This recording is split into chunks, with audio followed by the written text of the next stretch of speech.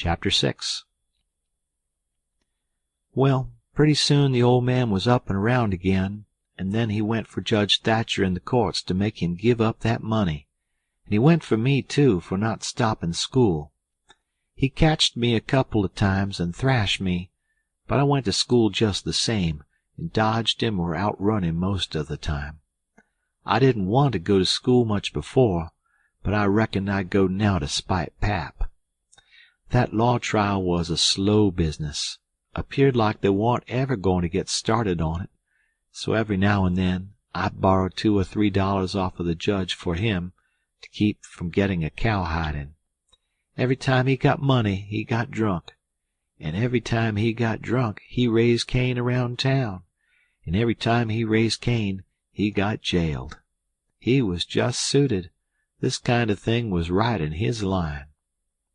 He got to hanging round the widows too much, and so she told him at last that if he didn't quit using around there, she would make trouble for him. Well, wasn't he mad? He said he would show who was Huck Finn's boss. So he watched out for me one day in the spring, and catched me, and took me up the river about 3 mile in a skiff, crossed over to Illinois shore where it was woody, and there warn't no houses, but an old log hut, in a place where the timber was so thick you couldn't find it if you didn't know where it was. He kept me with him all the time, and I never got a chance to run off. He lived in that old cabin, and he always locked the door and put the key under his head nights. He had a gun which he had stole, I reckon, and we fished and hunted, and that was what we lived on. Every little while he locked me in and went down to the store, 3 miles, to the ferry, and traded fish and game for whiskey, and fetched it home and got drunk and had a good time, and licked me. The widow she found out where I was by and by, and she sent a man over to try to get hold of me, but Pap drove him off with a gun, and it warn't long after that till I was used to being where I was, and liked it, all but the cowhide part. It was kind of lazy and jolly, laying off comfortable all day, smoking and fishing, and no books nor study. 2 months or more run along, and my clothes got to be all rags and dirt, and I didn't see how I'd ever got to like it so well at the widow's, where you had to wash, and eat on a plate, and comb up, and go to bed and get up regular, and be forever bothering over a book, and have old Miss Watson pecking at you all the time. I didn't want to go back no more. I had stopped cussin', because the widow didn't like it, but now I took to it again, because Pap hadn't no objections. It was pretty good times up in the woods there, take it all around. But by and by Pap got too handy with his hickory, and I couldn't stand it. I was all over welts. He got to going away so much, too, and locking me in. Once he locked me in and was gone 3 days. It was dreadful lonesome. I judged he had got drownded, and I wasn't ever going to get out any more. I was scared. I made up my mind I would fix up some way to leave there. I had tried to get out of that cabin many a time, but I couldn't find no way. There warn't a window to it big enough for a dog to get through. I couldn't get up the chimbley. It was too narrow. The door was thick, solid oak slabs. Pap was pretty careful not to leave a knife or anything in the cabin when he was away. I reckon I'd hunted the place over as much as 100 times. Well, I was most all the time at it, because it was about the only thing to put in the time. But this time I found something at last. I found an old rusty wood saw without any handle. It was laid in between a rafter and the clapboards of the roof. I greased it up and went to work. There was an old horse blanket nailed against the logs at the far end of the cabin behind the table, to keep the wind from blowing through the chinks and putting the candle out. I got under the table and raised the blanket, and went to work to saw a section of the big bottom log out, big enough to let me through. Well, it was a good long job, but I was getting towards the end of it when I heard Pap's gun in the woods. I got rid of the signs of my work, and dropped the blanket and hid my saw, and pretty soon Pap come in. Pap warn't in a good humor, so he was his natural self. He said he was downtown, and everything was going wrong. His lawyer said he reckoned he would win his lawsuit and get the money if they ever got started up on the trial, but then there was ways to put it off a long time, and Judge Thatcher knowed how to do it. And he said people allowed there'd be another trial to get me away from him and give me to the widow for my guardian, and they guessed it would win this time. This shook me up considerable, because I didn't want to go back to the widow's any more and be so cramped up and civilized, as they called it. Then the old man got to cussin', and cussed everything and everybody he could think of, and then cussed them all over again to make sure he hadn't skipped any, and after that he polished off with a kind of general cuss all round, including a considerable parcel of people which he didn't know the names of, and so called them what's-his-name when he got to them, and went right along with his cussin'. He said he would like to see the widow get me. He said he would watch out, and if they tried to come any such game on him, he knowed of a place 6 or 7 mile off to stow me in, where they might hunt till they dropped, and they couldn't find me. That made me pretty uneasy again, but only for a minute. I reckoned I wouldn't stay on hand till he got that chance. The old man made me go to the skiff and fetch the things he had got. There was a 50-pound sack of cornmeal, and a side of bacon, ammunition, and a 4-gallon jug of whiskey, and an old book and 2 newspapers for wadding, besides some towel. I towed it up a load, and went back and set down in the bow of the skiff to rest. I thought it all over, and I reckoned I would walk off with the gun and some lines, and take to the woods when I run away.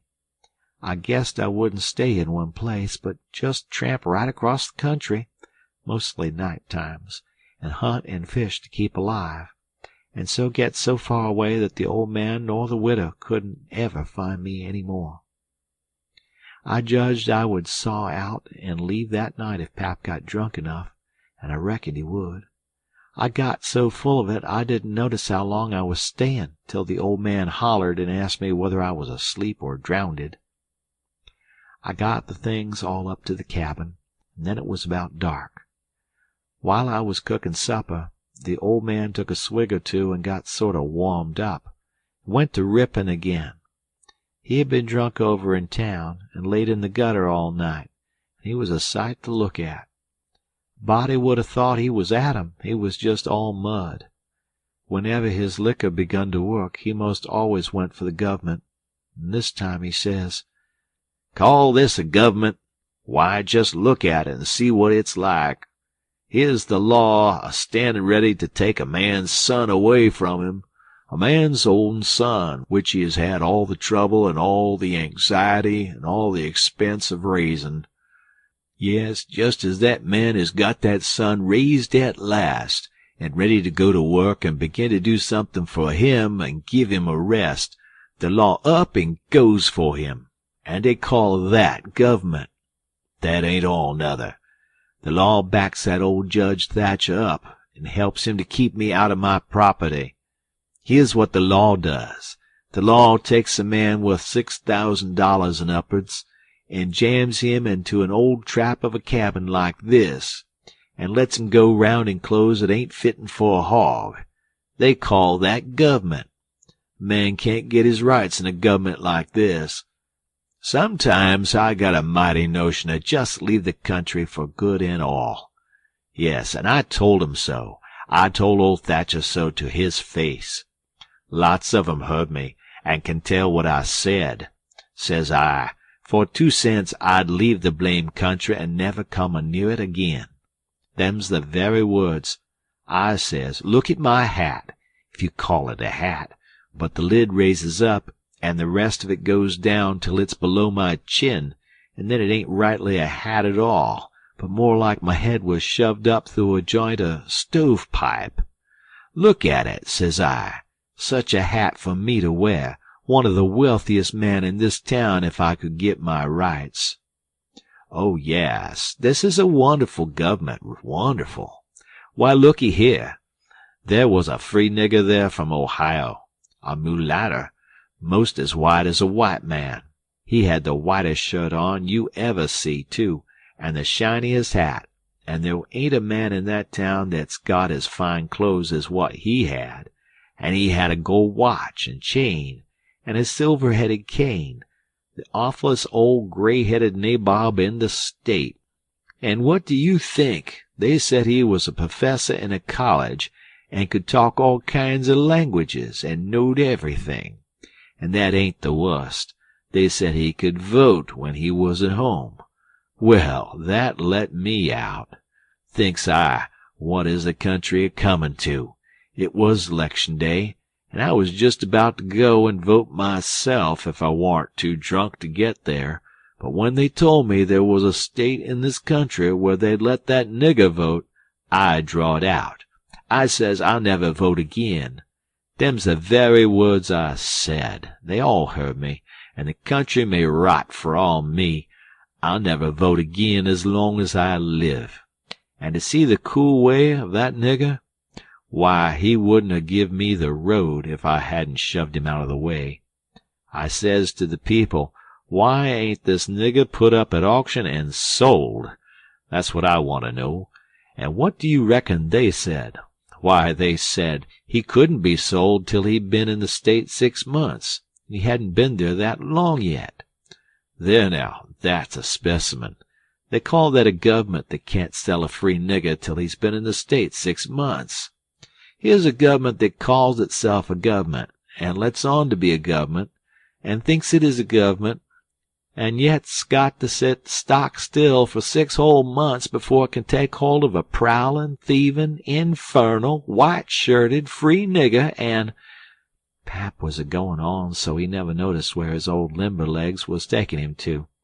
So he went head over heels over the tub of salt pork and barked both shins, and the rest of his speech was all the hottest kind of language. Mostly hove at the nigger and the government, though he gave the tub some, too, all along, here and there. He hopped around the cabin considerable, first on one leg and then on the other, holding first one shin and then the other, and at last he let out with his left foot all of a sudden and fetched the tub a rattling kick. But it warn't good judgment, because that was the boot that had a couple of his toes leaking out the front end of it. So now he raised a howl that fairly made a body's hair raise, and down he went in the dirt, and rolled there, and held his toes, and the cussin' he done then laid over anything he had never done previous. He said so his own self afterwards. He had heard old Salisbury Hagan in his best days, and he said it laid over him, too, but I reckon that was sort of piling it on, maybe.